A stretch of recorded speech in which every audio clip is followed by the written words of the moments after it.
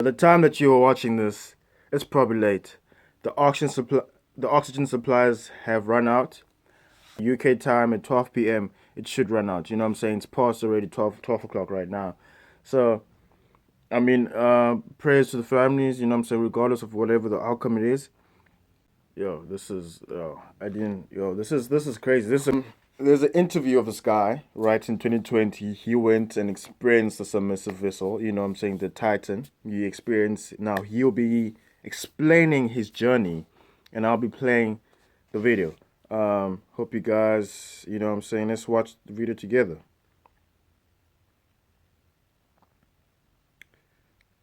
Welcome back. Tonight, search and rescue teams continue to look for that missing tourist submersible and are racing against the clock.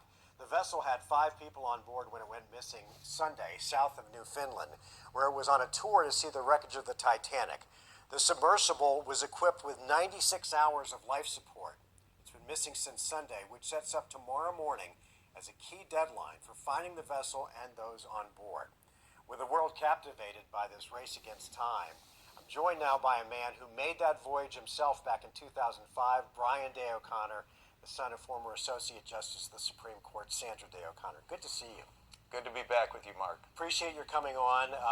We've had you on before for some of your climbing exploits, but tonight, unfortunately, you're here to talk about going down in a small 4 or 5 person submersible to visit the Titanic. What was your first thought when you heard that this submersible had gone missing?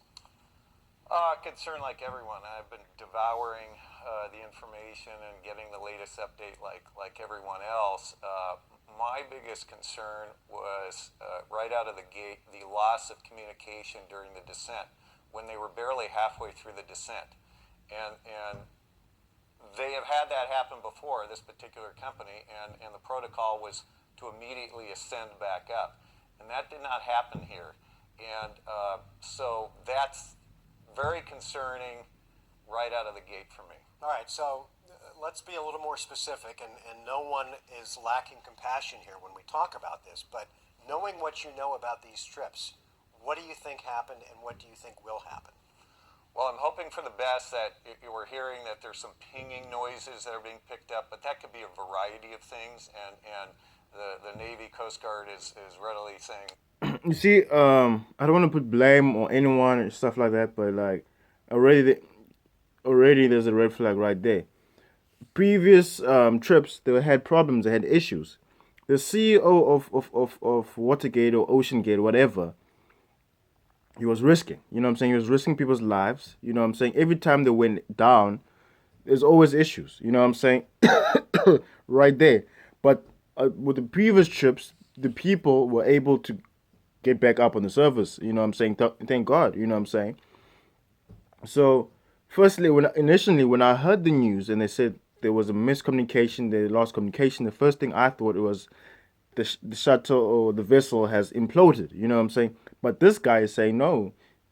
Even the previous trips, they always had issues. So I'm thinking, then I thought to myself, okay, maybe if it's not, maybe the vessel is stuck somewhere. You know what I'm saying? Maybe the vessel is stuck somewhere. Maybe loss of battery or something could die. Possibly these people could be alive. But now, time issue, oxygen supplies. You know what I'm saying? The oxygen supplies has run out. You know what I'm saying? So now it's turning from a rescue mission to a recovery mission. You understand? It's gonna be a miracle to find these people alive. That's what I'm gonna say. You know what I'm saying? It's gonna be a miracle to find these people alive. You know what I'm saying? It's gonna be a miracle. we're not sure what that could be.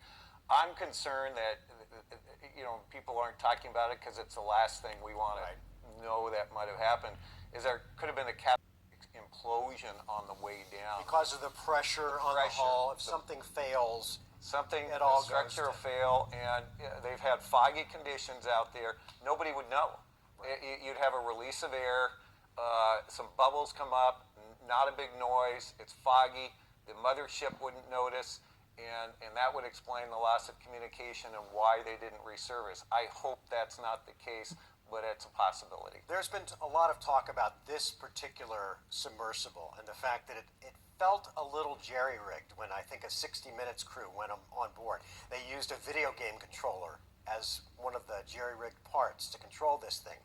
How safe did you feel when you were aboard your submersible? So I was on the Mir 1 and Mir 2 subs. Those are the same subs. They were built in the 80s by a Finnish company in cooperation for the Soviets' exploration Navy operations. And these were these ships used by James Cameron, the same exact, in fact, I had the same pilot that was in the movie with DiCaprio as our pilot. And one feature we had is sometimes the backup system, simple is best, no electronics. So if everything depowered for us, everything went bad, there was a brake lever in the middle, like a brake lever. We could pull mechanically out of my own power, and it would release a basket of weights on the outside of the sub, and we would immediately jettison. Pop up like a cork. Like a cork. And I'm not sure that I understand that they have a ballast release system, but if it had to be done off of power and they lost power, then it might not work. I honestly don't know the details on that. The other thing we've learned is that the waiver that you sign, at least with this currently lost submersible, the folks on board there had to sign, basically you're signing your life away. Did you have to sign a waiver like that? Oh, I'm sure I did in a lot of these activities. Yeah. The lawyers make sure of that for all of these things anymore. Yeah. You shot some video. So it's a suicide mission, you know what I'm saying? Especially with OceanGate. OceanGate had different, you know what I'm saying, issues, you know what I'm saying? I mean, like I said before, prayers are to the families, you know what I'm saying? I'm not saying just because they made a dumb decision they should die. That's not what I'm trying to say, you know what I'm saying? The odds are stacking against us, right? The oxygen supplies has run out, you know what I'm saying? Like, by the time you're watching this, they're probably rescued or they're still searching, you know? Hopefully they can be found, you know what I'm saying? Hopefully, you know what I'm saying? But for me, it's either they're stuck somewhere or they imploded, you know what I'm saying? All the scenarios are bad, you know what I'm saying? Even with the oxygen one. If the oxygen runs out, the cold is there. It's they 12,000 feet, more than 12,000 feet under